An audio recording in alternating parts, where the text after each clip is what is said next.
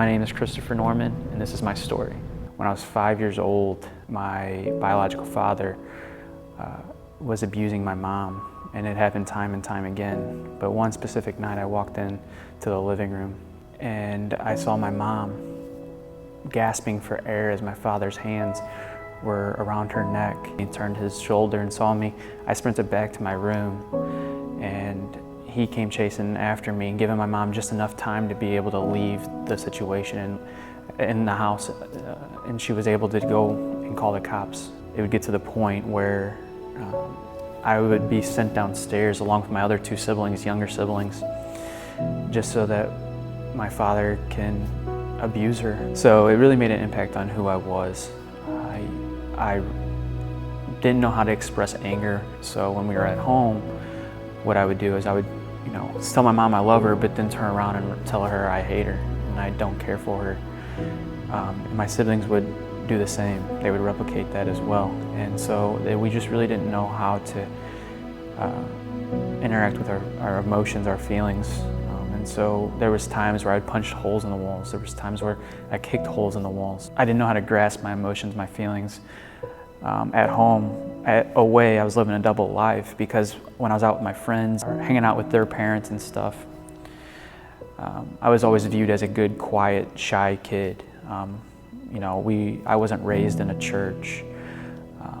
And so for me, I would always try to do the best that I can, being moral. Over that time, as I continued to grow up, I really started to depend more in sports.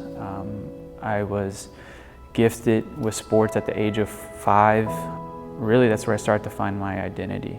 I felt like I was good enough at baseball to enjoy it and to be complimented. And so as coaches and players and other parents complimented me, I really thought that was my identity. In the spring of 2010, my stepfather was diagnosed with cancer. He was diagnosed with leukemia. That was a big hit. Just a few short months later, though, my mom was diagnosed with cancer as well. She was a lymph node cancer in her neck. There was a lot of long nights watching both my parents go through their cancer treatments and watching them go through just a lot of the hardship of what cancer brings to the table. I had a friend saying they were going to pray for me, and I told them to stop praying.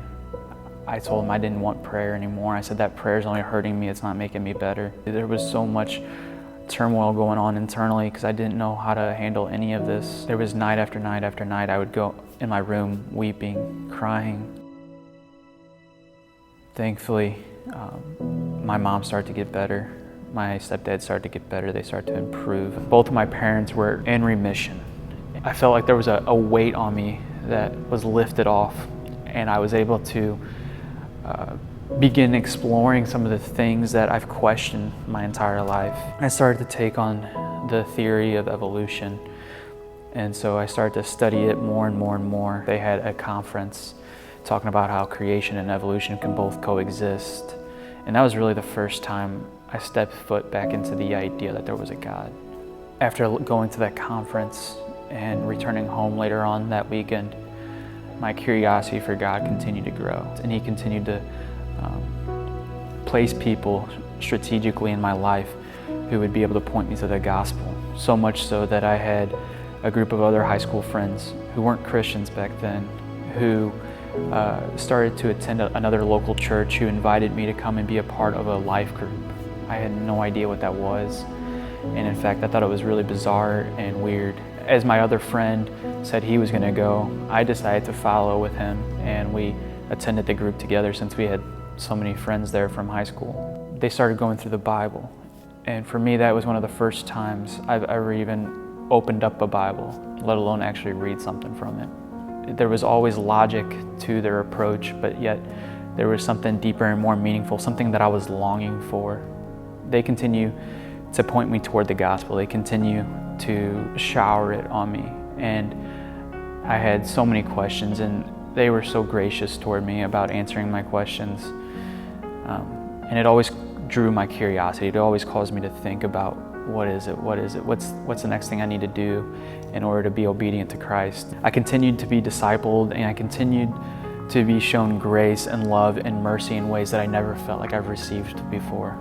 I started to serve the church because of what Christ has done for me. I felt like that was my duty, my responsibility now as a Christian. It really caused me to start to evaluate what does God have in store for me. God continued to open doors in ways that I never thought would be fathomable, never thought would be possible.